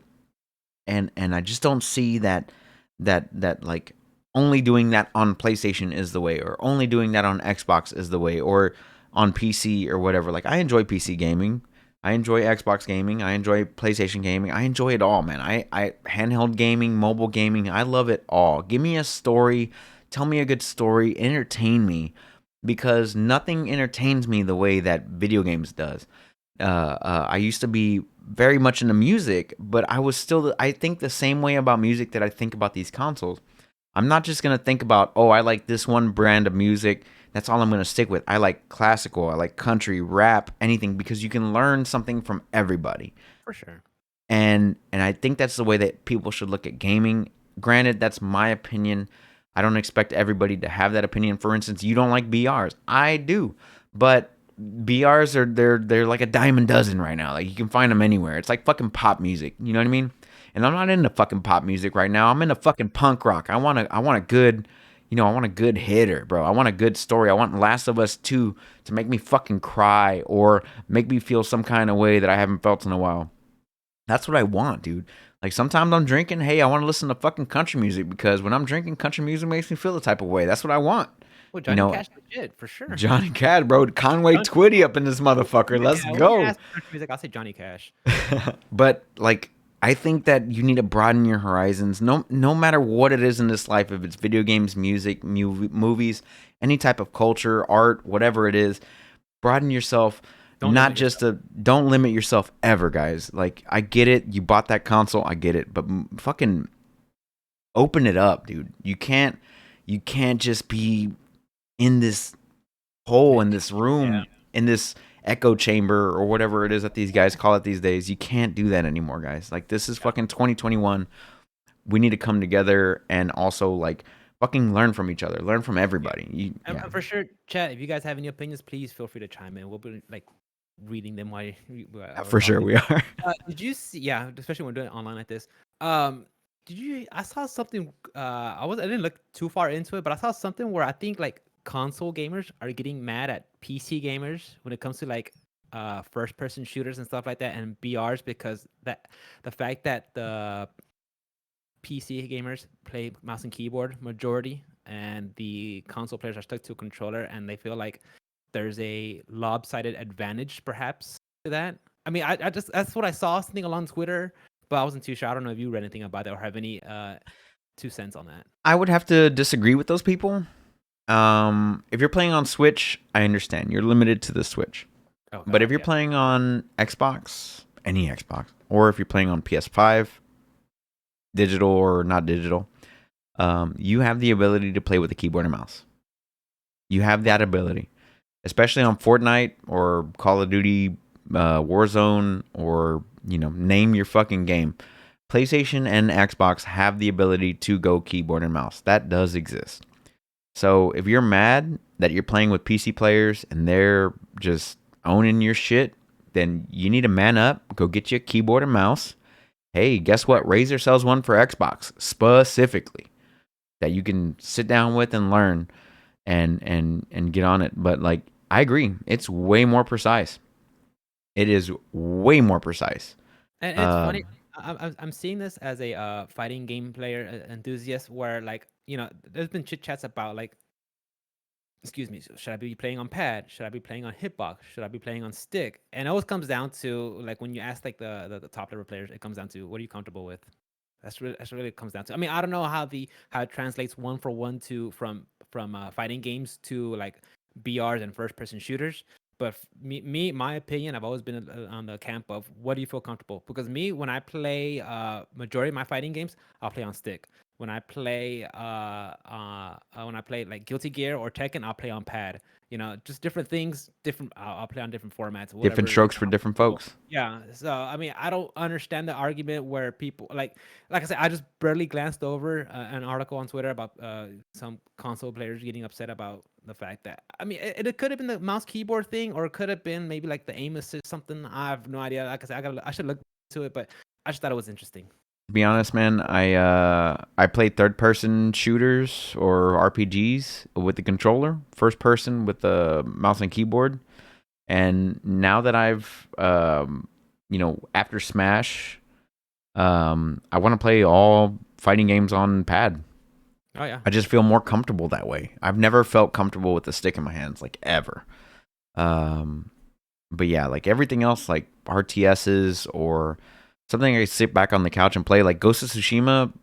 I wouldn't play that with a keyboard and mouse. Assassin's Creed, I wouldn't play with a keyboard and mouse. I enjoy sitting back with my controller, fucking relaxing and doing all the things. Like it's right here. I get that, but like whenever it comes to precise, fucking precision aiming and getting it done, it's mouse and keyboard all the way, all the way, all the way.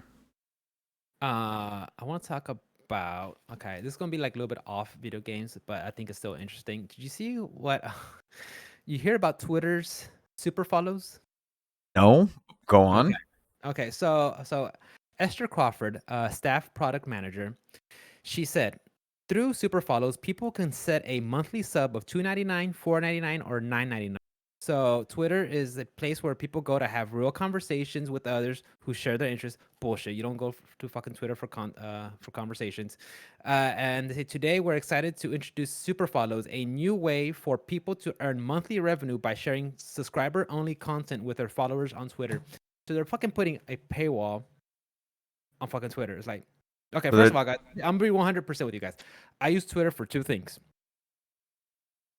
internet news, I mean, video game news, and like some dank ass memes. And they're and not even posting your Twitch. and my Twitch. Yeah, posting my Twitch for sure. There you go. Yeah, honestly, not the memes. I don't look for fucking memes. Memes are fucking everywhere. And honestly, if you get, I told you this 100 times, guys. To me, memes are fucking joke templates. Get the fuck out of here with the memes. Okay, I don't laugh at them. That's what I use Twitter for. Get video game news because there's so many outlets that I just can't keep up on my own to go follow. Like I just follow them on Twitter, and something comes up, if it interests me, I'll look deeper into it and I'll write it down so I could talk to you about it with you guys. And then whenever I announce I'm going on, that's about it. I mean, I don't go down the rabbit hole with them. Some comments here and there just to see what's going on, just to get a gauge of what a fraction of what people are thinking, or just to get some an idea of what's going on, and that's about it. But the fact that they're having these, and honestly, come on, let's face the facts, guys. Can you have a fucking conversation on Twitter? Yeah, you're limited to 240 characters. Like, if you're gonna have a conversation, okay, first of all, you're having a conversation with somebody where everybody and their fucking mother can butt in and put their 2 cents in. Like, no, I don't have a conversation like that. If I'm gonna have to talk with Ruben, I'm gonna talk with Ruben. Maybe with my buddies Ian and Travis and my wife here, and we can all chime in together. But I'm not gonna have a conversation with somebody and then random fucking stranger butts in. What the fuck are you talking about? Get out of here. No, that's not have a conversation. Okay. So, but so now when you're trying to have these paywalls and shit like that, it's like, what are you trying to do, bro?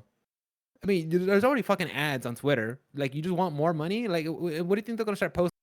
I mean, So they did Twitter Prime Twitter, basically. basically Twitter Prime, yeah. Yeah, well, that's fucking bunk, dude. Yeah, I'm not gonna subscribe to There's fucking. nobody out there that's worth me subscribing, and I'm not trying to be like a fucking penny pitcher, but I'll pay for good content. Like, I don't mind going on Twitch and going to someone that I like, and I'll sub or give a Prime sub or whatever, and hang out and spend time or pay to watch something. I don't pirate bullshit like frivolously. Now, yeah, if you're gonna go with Twitter and start having this paywall stuff, I'm like, no, bro. Like, I really don't. Like, honestly, I don't give a shit what people tweet about. Like I said, I'm there for specific reasons and specific reasons only. I don't need everybody's fucking opinion on jack shit. And face the facts, dude. There's a lot of people that just tweet the first thing that comes on their fucking mind, and I don't care about that, dude. I got enough shit on my plate, on my mind, in my life that I don't care. Like, I saw a bird today. Who gives a shit? And rent. Oh, I had fucking salad for dinner. I had quinoa salad. Yeah, I get Oh you. yeah, I fell off some milk crates. Yeah, serves you right. That fucking milk crate thing is so Milk crate, bro. Where'd stupid. that come from? Where? I mean, people got bored during, I guess, quarantine. I don't know. People were trying to come up with stupid shit. What else Do you you got? notice? Do you notice it's always in the hoods, Oh boy. bro? Am I lying? Am I lying? I'm not. I'm neither Look confirming at nor them. You denying. look at them. It's like they're in the fucking hood and I'm out not. on the floor. I'm neither Oh, confirming nor denying what you're saying right now. I'm gonna all stay right. Look neutral. at I'm like Switzerland in look this at bitch. I love fucking Canada. Gonna quarantine you for 14 days. What else you Uh, got? I want to talk about Twitch, guys. This came up recently. It was hashtag a day off Twitch, hashtag Twitch do better. So what's been going on, guys? There's been these hate raids in chat, and so people want to like take a day off, and that was like Wednesday, the 1st of this month. They want to take a day off of Twitch so they could show how displeased they are with Twitch. And my first thought, like, I don't want to say I'm cynical. I'm kind of like, okay, I'm like realist leaning into cynical sometimes. I try not to be. But like, you taking a day off of Twitch, what the fuck is that gonna do? Honestly, let's face the facts here. What is happens if you take a day off of Twitch? Give more viewers to somebody else. Like, who cares? Like, this is virtue signaling at its fucking like most pathetic. Like, I'm gonna take a day off. I'm gonna show them. You know what Twitch is doing? They're like, okay, they're fucking owned by Amazon, right? Like Still the sec, subbed. like the second or third largest employer in the U.S. is like, they got money, bro. You think they're gonna hurt if you take a day off? No, fucking Jeff Bezos went to space, bro. He don't give a fuck. He's already gone to space. He don't give a shit, dude. Yeah, he got his money. He got his money. But the thing is, I saw that and people were just talking about like, I mean, don't get me wrong. Yes, it sucks. What's going on with these hate rates is like, these bots, they all get together, they'll raid your channel, do all this this hate speech, this very just awful things, and they'll go to your chat and they'll screenshot it and they'll go to Twitch, and the TOS, the terms of service, are if you have any of that on your chat and they find it, and if it doesn't they don't like it, they can give you a strike or ban you or whatever. I don't know. I'm not too sure. I didn't look into it, but that's the gist of it. And people are getting mad because like, and some of the solutions that people are coming up with is when you're done streaming, you put your chat in sub only mode or emote only mode. That way they can't write anything on. Makes sense. But it's just, it is what it is. But like the fact that these people are like, well, I'm going to stay off Twitch for one day, like, and do what? Go back to it the next day after? I mean, what do you expect to like fix?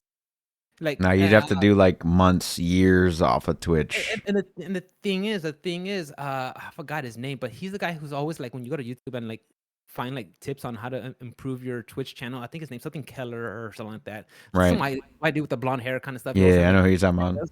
he left Twitch gaming. He had a video about it, and it's pretty much like what I'm saying, where he's like, if you want to make a difference, grow a pair, get off of Twitch. That's how you're gonna hurt them by getting off their platform, straight up. And I agree with them. I mean, if you want to make a difference, that's what you do. Because I think we saw that Tim the Tap Man, he's already off. I think he went to YouTube Gaming. We already knew that Doctor Disrespect. He's been gone for a year now, but I think he signed a contract or is going with YouTube Gaming. I think, and Doctor Lupo, I think he's now with YouTube streaming service. So I mean, like honestly, like if you want to make a big difference and put your money where your mouth is, and honestly, personally, I don't find it a problem with what Twitch is handling. Like if they want to make me responsible for what some idiot asshole writes in chat and get mad at it, like well, to you, you get mad about it, and kick me out because I didn't do shit, you know. Right. So I mean, I don't. I really, honestly, I'm telling you right now, guys, I don't give a flying fuck. Okay. So I'm right there with you. I'm not gonna be like virtue signaling and be like, I'm banning this for a day. I'm not gonna be part of this. I don't give a shit, bro. Okay. I like doing like I don't think Twitch is perfect, but right now, like for the options that it has and what it provides, I'm fine with it. I have a good time, and the friends that I made on here, I'm enjoying it. I have no problem. I don't have any intention of going anywhere else. But there's definitely like, if you want to make a difference, get the fuck out of here. Straight up, grow a pair, just like a old boy said. Peace out. Yeah, you got to peace out of there. Yeah. No, I didn't. I didn't know that. I didn't even know that people were taking a day off of Twitch on Wednesday. I just didn't come to Twitch on Wednesday because I was too busy doing with real life shit. Yeah, Wednesdays are my research days. I don't. Yeah, I mean, I watch Spooky and watch NLBC on Wednesday night while I do laundry and podcast. That's about it. Yeah. But I mean, like, yeah, I mean, I understand. It sucks when asshole robots start doing hate speech on your what you call it, and they try to frame it where you're a bad person and try to kick you off your own channel. That sucks. But I That mean, wouldn't have. That there's a wouldn't have. lot of other things. That wouldn't have phased me one bit.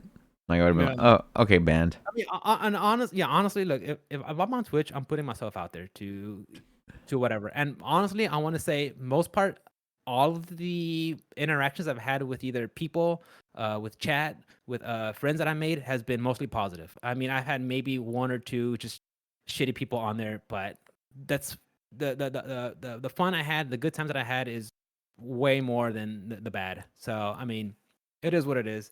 I just thought it was funny. Like they're all trying to tweet about like trying to make a difference. Fuck up. And don't get me wrong, Twitch does. There's some things that are kind of 50, like iffy. Like Twitch does take 50% of the sub. So I mean, you're kind of. But what can you do? I mean, I mean, They're you can providing a always. service.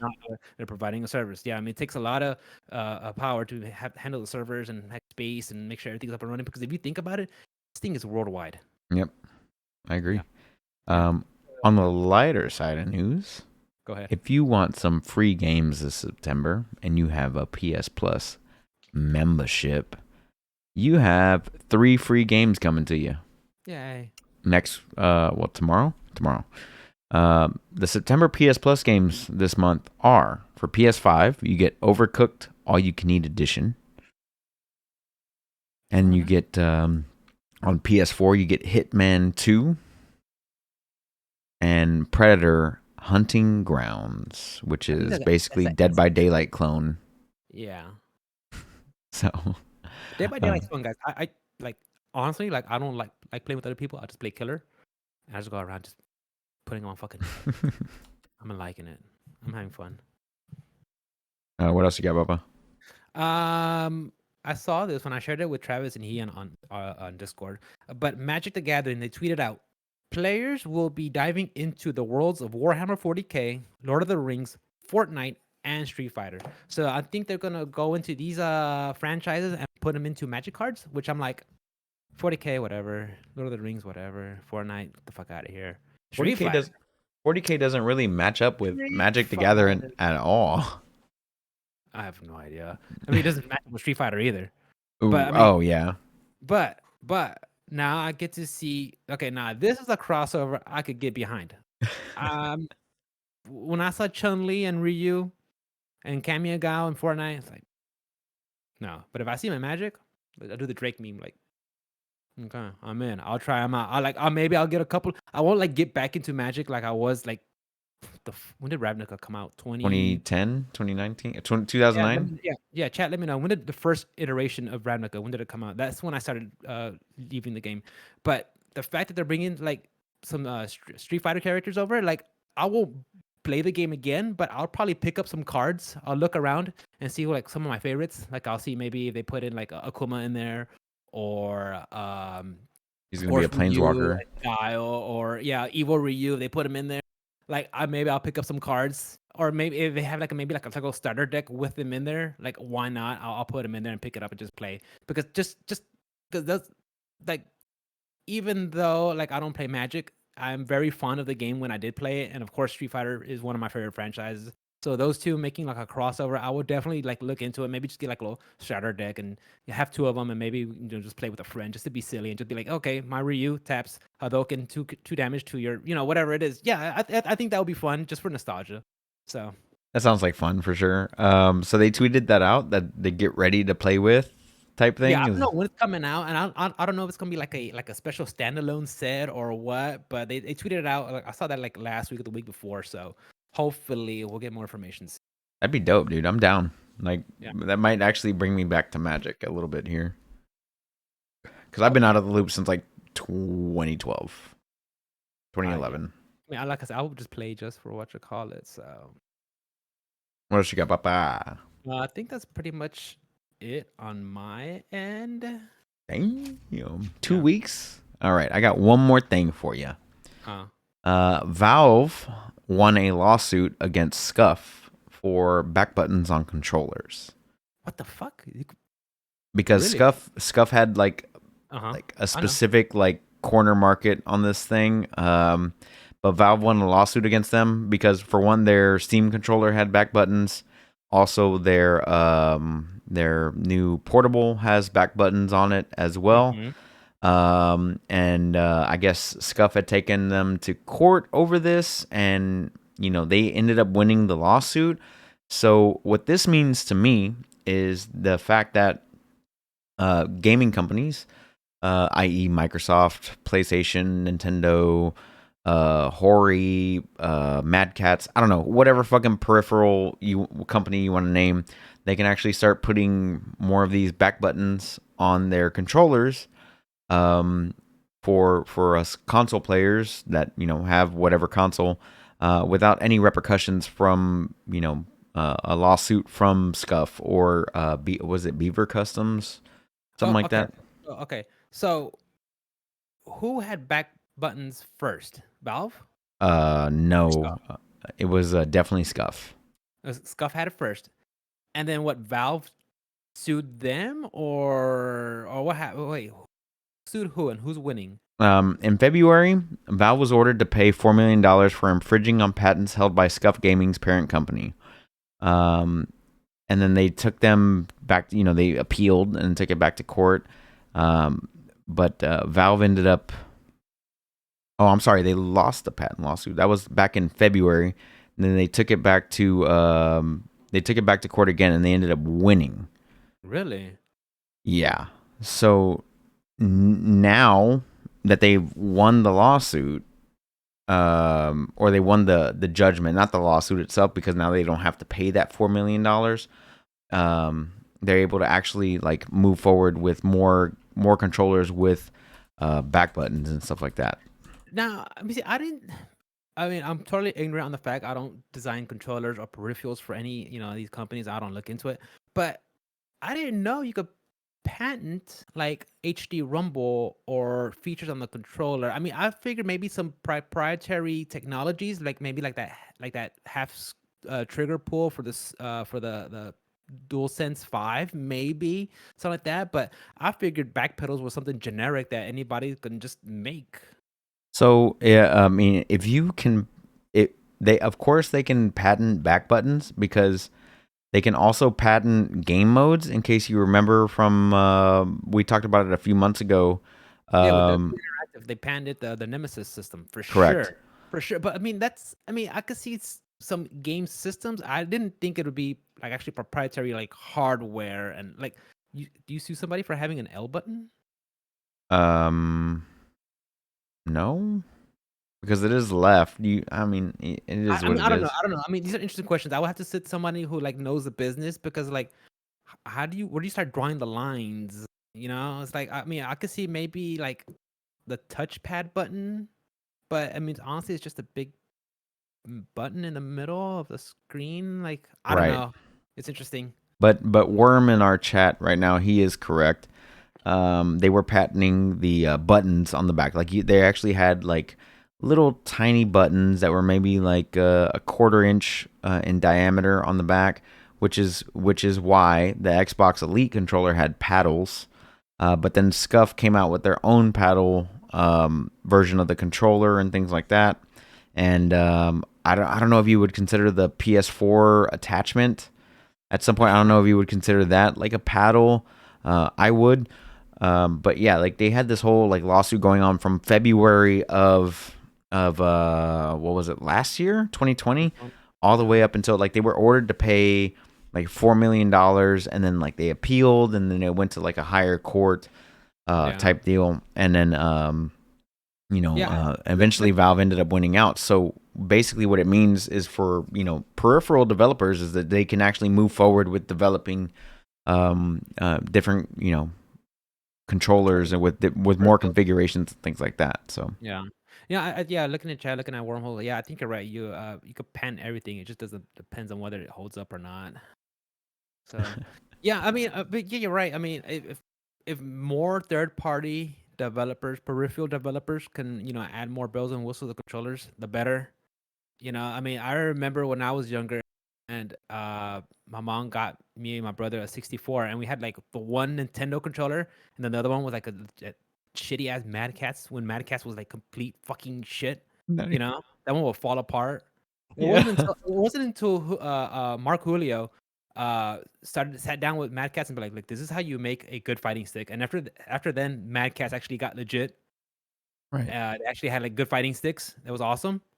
And then like they put all their fucking eggs in the basket and they try to like make peripherals for like Guitar Hero 6, the latest one that was coming out, and that one completely fucking tanked and they went under after that. Like They fuck this. made a keyboard and mice for a while too. I think Mad so. Yeah, Cats. Yeah. peripherals. Yeah, but like the first Mad Cat shit that was fucking garbage. It was awful, guys. Back in the 64 days, and it wasn't until Street Fighter 4 came out, and I was hanging out with Kevin. And I was like, "You got another controller?" Like, "Yeah, I got this Mad Cat sticks." I'm like, "Oh, Mad Cat's." Like, "No, bro, dude, they fucking updated since they've been making sticks." I'm like, "For real?" He's like, "Yeah, try them out." I'm like, okay. So ever since then, I've been kind of like a Mad Cat's fan again. When it comes to their at least with their sticks, I've been enjoying it. Yeah. So, but yeah, Um. having more companies able to make controllers, but especially like Joy Cons, especially with what's been they've been.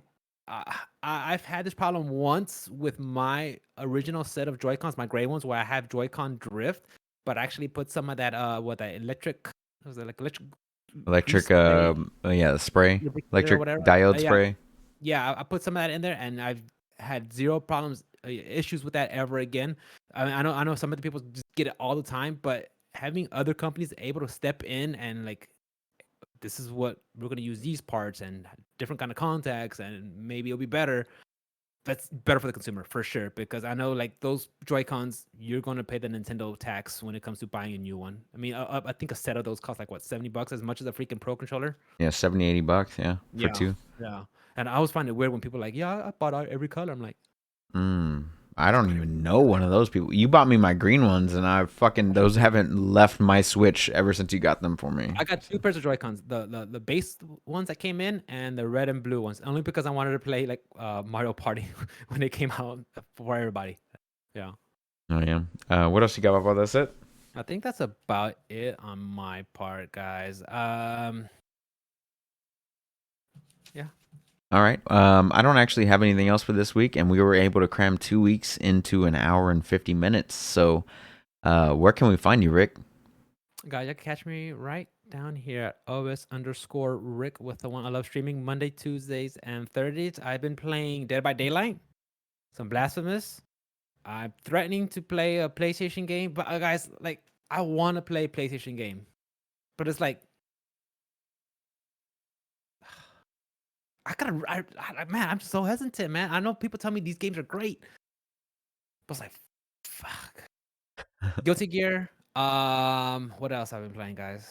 I don't know. Maybe I'm just the oddball that just I don't know, can't get into it. But yeah, I've been playing. I love streaming. I love hanging out with you guys. I appreciate it. Uh,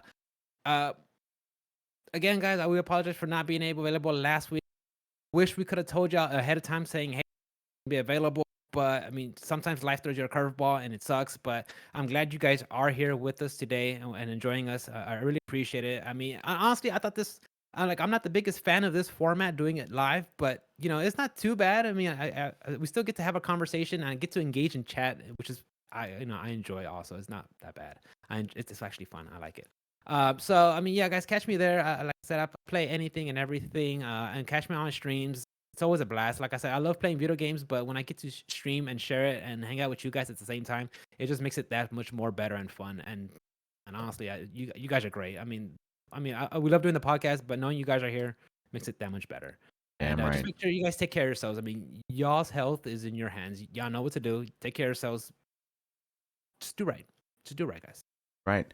As always, guys, I first and foremost, I want to say to Red, I'm sorry about Jet. I didn't get a chance to tell you personally, but that cat was he was special, and I'm sorry about your loss. And make sure, like what Rick said earlier, you guys hug your pets every fucking day because they're always there for you, always.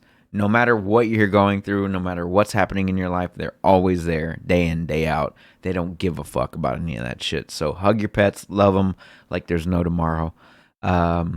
As always, guys, you can catch me at OS_onslaught on all things social media. Twitch, Twitter, Facebook, all those good things. We love you guys so very, very much. Not only do you hug your pets, but hey, hug your fucking family members. Hug everybody that you can. Tell them you love them because hey, you don't never know, dude. Like that's it is what it is. You know. You never know. You never know. So tell your mom you love her. Tell your dad you love him. See how they're doing. Check up on them if you haven't in a while. We love you guys so fucking much, and we cannot wait to see you guys again next week. Peace out, guys.